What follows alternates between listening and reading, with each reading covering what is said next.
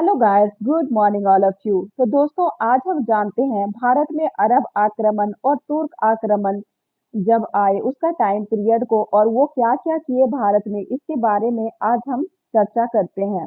तो दोस्तों, सबसे पहले जो अरब आक्रमण आए वो कब आए, तो 8वीं शताब्दी के टाइम पीरियड में आए। और पहला अरब आक्रमण कब हुआ था दोस्तों, तो 711 ईस्वी में हुआ। आक्रमणकारी कौन थे जो 711 ईस्वी में किए? मोहम्मद बिन कासिम, जो क्या थे दोस्तों, अरब के सेनापति थे। उसने सिंध सिंध जो आज का क्या होता है, पाकिस्तान का भाग है, पर हमला किया था, ठीक है। और उस टाइम का शासक जो कि दाहिर थे, वो सिंध का हिंदू राजा थे, ठीक है। हिंदू राजा को पराजित किए, तो कौन किए दोस्तों? मोहम्मद बिन कासिम। कब किए थे? 711 ईस्वी में। तो दोस्तों, जो उसमें जो हार गए सिंध का हिंदू राजा, तो उसका परिणाम क्या हुआ था? तो सिंध और मुल्तान जो जगह है वो किसका अधीन हो गया दोस्तों? तो अरब साम्राज्य के अधीन हो गया था। लेकिन अरब भारत में ज्यादा आगे नहीं बढ़ पाया था, ठीक है।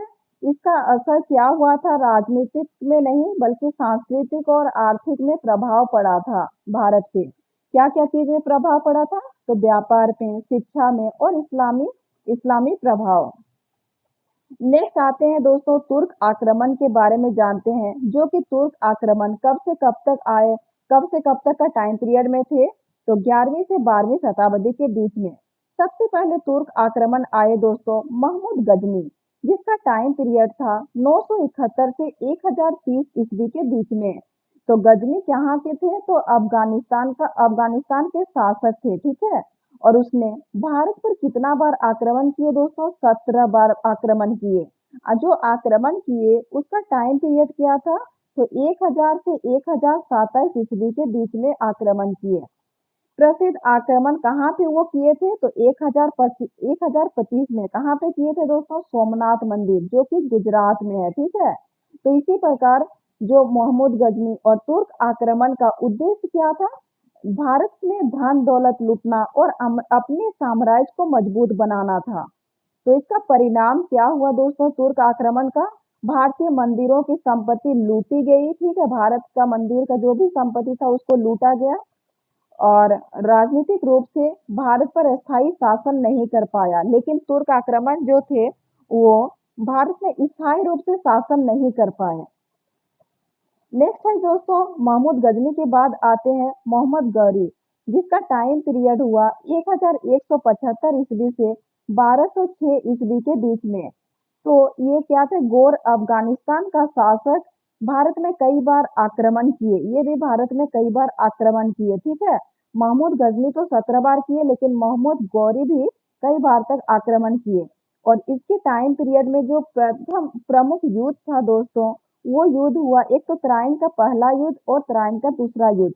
जो कि तराइन का पहला युद्ध हुआ था 1191 ईस्वी में। किसके किसके बीच में हुआ था दोस्तों? पृथ्वीराज चौहान और मोहम्मद गौरी के बीच में हुआ, जिसमें क्या हुआ? मोहम्मद गौरी को हराया, ठीक है। अब हुआ दूसरा तराइन का युद्ध, जो कि 1191 ईस्वी में हुआ। और गौरी ने क्या किया? पृथ्वीराज चौहान को हराया। पृथ्वीराज चौहान को 1192 जो दूसरा युद्ध हुआ उसमें हरा दिया। तो दोस्तों, इसका जो परिणाम हुआ, गौरी की विजय के बाद दिल्ली और अजमेर उसके अधीन आ गए, ठीक है। तराइन का दूसरा युद्ध के बाद क्या हुआ? तो गौरी जो विजय पाए, तो दिल्ली और अजमेर अपने अधीन कर लिए। और गौरी ने भारत की सत्ता अपने गुलाम, वो अपना सत्ता जो है वो किसको सौंपा दोस्तों? तो कुतुबुद्दीन ऐबक को सौंपा। और इसी के बाद से दिल्ली सल्तनत 1206 ईस्वी की नींव पड़ी। 1206 ईस्वी में क्या हो गया? दिल्ली सल्तनत का शासन स्टार्ट हो गया। तो दोस्तों, इसका जो निष्कर्ष है वो क्या होता है कि अरब आक्रमण ने भारत में इस्लामी प्रभाव का शुरुआत किया।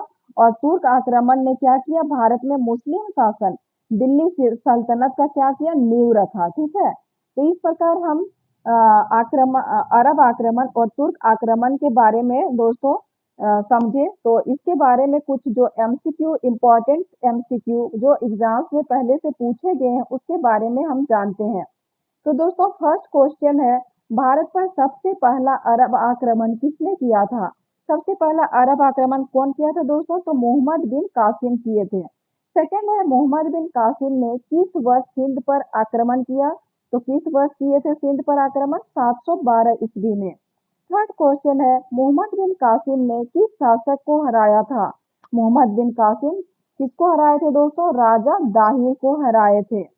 एंड फोर्थ क्वेश्चन है, महमूद गजनी ने भारत पर कितनी बार आक्रमण किया? तो 17 बार आक्रमण किया। नेक्स्ट क्वेश्चन पे आते हैं दोस्तों, महमूद गजनी ने 1025 ईस्वी में किस प्रसिद्ध मंदिर को लूटा था? तो सोमनाथ मंदिर।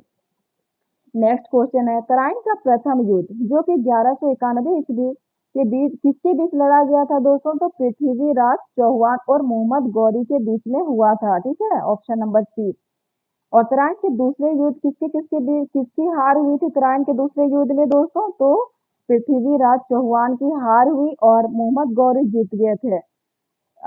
नेक्स्ट क्वेश्चन है, भारत में तुर्क शासन जो कि दिल्ली सल्तनत की नींव किसने रखी थी? तो दिल्ली सल्तनत की नींव रखी थी दोस्तों कुतुबुद्दीन ऐबक ने। ठीक है, ओके फ्रेंड्स, आज के लिए इतना ही। अगर ऐसे ही कंटेंट चाहिए तो प्लीज मेरे चैनल को लाइक शेयर